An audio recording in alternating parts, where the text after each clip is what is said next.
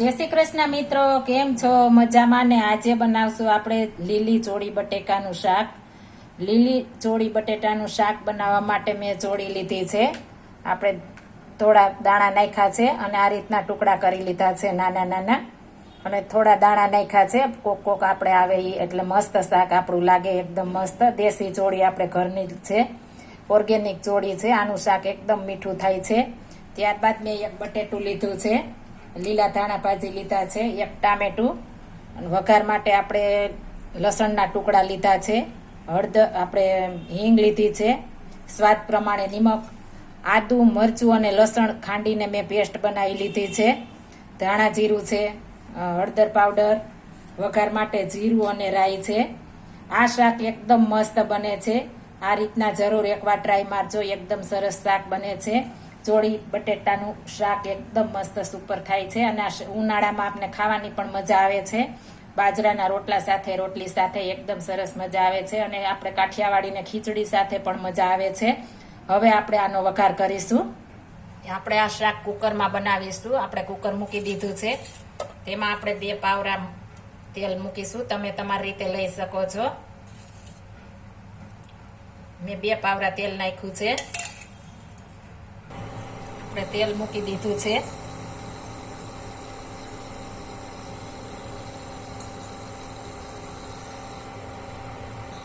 હવે તેમાં આપણે લસણ નાખી દેશું, કટકા કરેલ છે તે। ત્યારબાદ રાઈ, જીરું, હિંગ આપણે બધું ફૂટી જાય ત્યારબાદ નાખવાની છે, એટલે એકદમ મસ્ત ટેસ્ટ આવે। આપણે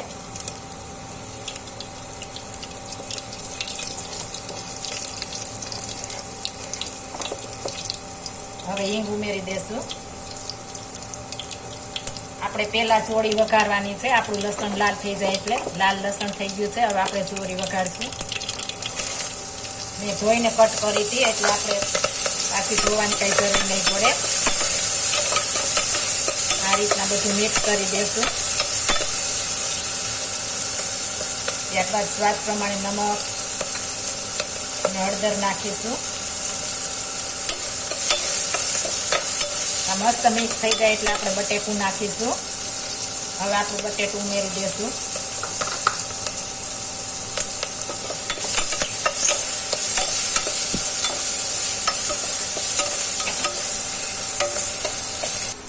મિક્સ થઈ જાય એટલે આપણે ચટણી નાખી દેશું।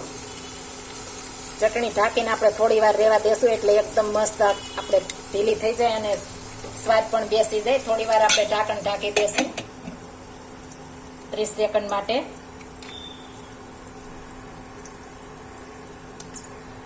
આપણે 30 સેકન્ડ થઈ ગઈ છે, ખોલી નાખશું।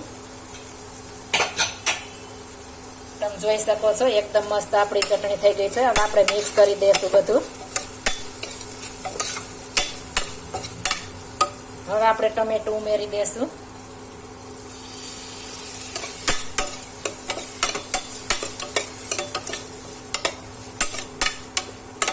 આ રીતના આપણે ધીમે ધીમે હલાવવાનું છે, એકદમ ટમેટું મસ્ત થઈ જાય ત્યાં સુધી। તમે જોઈ શકો છો એકદમ મસ્ત આપણું શાક બન્યું છે।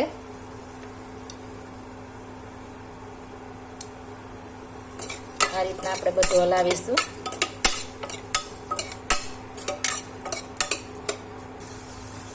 આપણે બધું મિક્સ સરસ થઈ ગયું છે। હવે તેમાં આપણે ધાણા જીરું પાવડર નાખી દેશું। થોડી લાલ કાશ્મીરી મરચું પાવડર નાખશું, એટલે શાકનો કલર એકદમ મસ્ત આવે। આપણે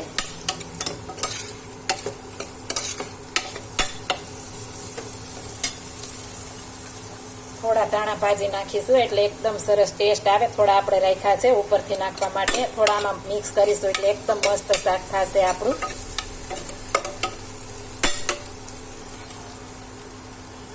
હવે સરસ મસ્ત બની ગયું છે, તમે જોઈ શકો છો। હવે આપણે પાણી નાખી દેશું। તમારે જેટલો રસો રાખવો હોય એટલું પાણી નાખી શકો છો।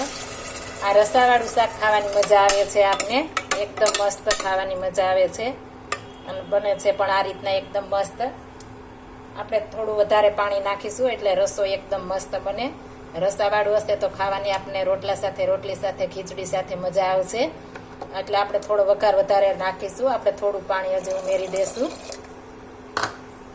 આ રીતના બધું મિક્સ કરી દેશું. હવે આને આપણે 3 વિસલ વાગવા દેવાની છે. હવે આપણે ઢાંકણું પેક કરી દેશું.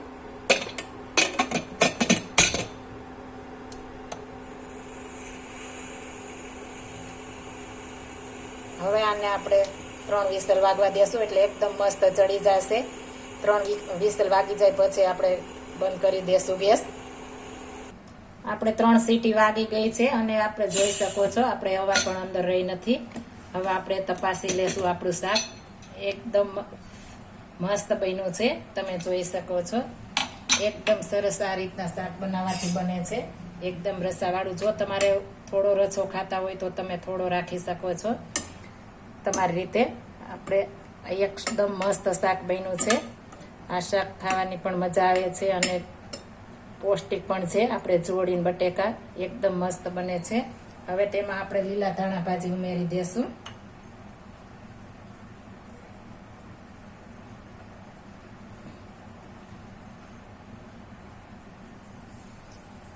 હવે બધું મિક્સ કરી દેશું આ રીતના.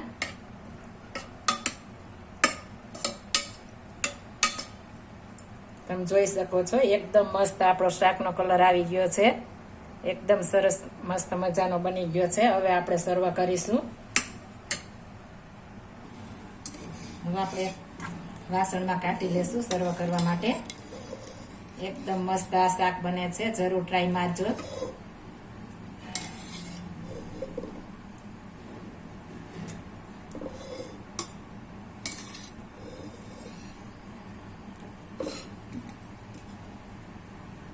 આપણે મસ્ત મજાનું શાક બની ગયું છે. એકદમ સરસ રસાદાર શાક બની ગયું છે. આપણે ચોળી બટેટાનું, લીલી ચોળી બટેટાનું. હવે આપણે સર્વ કરીશું. જો આ મારી રેસીપી પસંદ આવી હોય તો મારી ચેનલને લાઈક, શેર અને સબસ્ક્રાઈબ કરી દેજો. ફરી મળીશું નવી રેસીપી લઈને. જય શ્રી કૃષ્ણ.